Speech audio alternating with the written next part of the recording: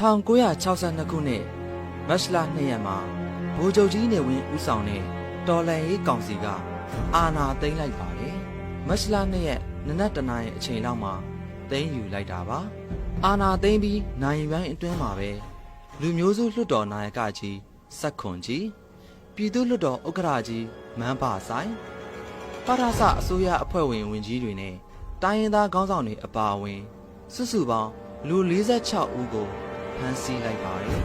။တစ်ဆက်တည်းဆိုသလိုပဲဝင်ကြီးချုပ်ဦးနုကိုဖမ်းဆီးပါတယ်။မတ်လ2 ရက်အာဏာသိမ်းမှုဟာမြန်မာနိုင်ငံမှာစစ်အာဏာရှင်စနစ်စတင်ခြင်းဖြစ်ပါတယ်။ဒီမတိုင်ခင်1958ခုနှစ်မှာဝင်ကြီးချုပ်ဦးနုရဲ့အယုံလွယ်အမှားကြောင့်ပါလီမန်နီးလန်းနဲ့ဗိုလ်ချုပ်ကြီးနေဝင်းကို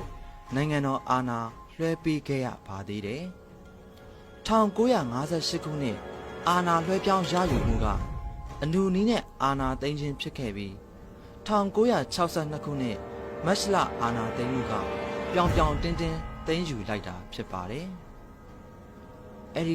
ဒီကာလအခြေအနေအရဗိုလ်ချုပ်ကြီးနေဝင်းရဲ့စစ်အာဏာသိမ်းမှုကိုလက်ပိုက်ကြည့်နှုတ်ဆက်နေသူတွေရှိခဲ့ကြပေမဲ့နှုတ်ဆက်မနေပဲစန့်ကျင်ခဲ့သူတွေရှိပါတယ်။သူတို့ကကျောင်းသားတွေပဲဖြစ်ပါတယ်။ကျောင်းသားတွေက1958ခုနှစ်အာဏာလွှဲပြောင်းရယူမှုကိုရော1962ခုနှစ်မတ်လ2 ရက်အာဏာသိမ်းမှုကိုပါပြင်းပြင်းထန်ထန်စန့်ကျင်ခဲ့ကြပါတယ်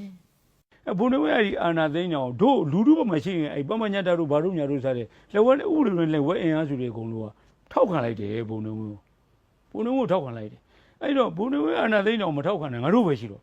ဒါစစ်တပ်ကအာဏာသိမ်းတာဖြစ်တယ်ဆိုပြီးတော့ကန့်ကွက်တယ်။ရန်ကုန်တက္ကသိုလ်ကန့်ကွက်တယ်နောက်ဘဂတာများအဖွဲ့ချုပ်ကန့်ကွက်တယ်ရဂတာအဖွဲ့ကန့်ကွက်တယ်ကျွန်တော်လူငယ်များတမကလည်းကန့်ကွက်တယ်။ဒါစစ်တပ်ကအာဏာသိမ်းတာအဲ့ဒီမတိုင်ခင်1958ခုနှစ်ကအာဏာသိမ်းတော့ကလည်းပဲဦးနုနဲ့ဗိုလ်နေဝင်းနဲ့ဒီအာဏာအလွှဲအပြောင်းလုပ်တာမဟုတ်ဘူးဒါအာဏာသိမ်းတာပဲဆိုပြီးတော့ကျောင်းသားအဖွဲ့အစည်းအားလုံးကလည်းကန့်ကွက်တယ်ကျွန်တော်လူငယ်များတမကလည်းကန့်ကွက်တယ်ဗိုလ်ချုပ်ကြီးနေဝင်းဟာ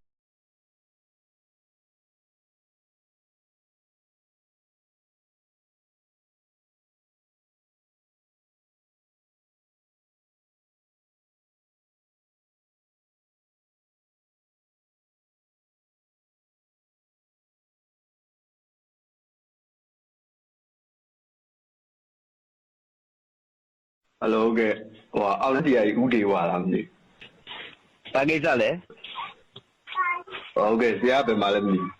။ဘာကိစ္စရှိလဲမင်းနေတာ။ဟောဘာကိစ္စရှိလဲဆိုတော့ကျွန်တော်တောသားတွေကိုမကြည့်နဲ့ဘူး။မကြည့်နဲ့တော့။ဒီတော့တောသားတွေကိုအမျိုးပြုတ်စေချင်တယ်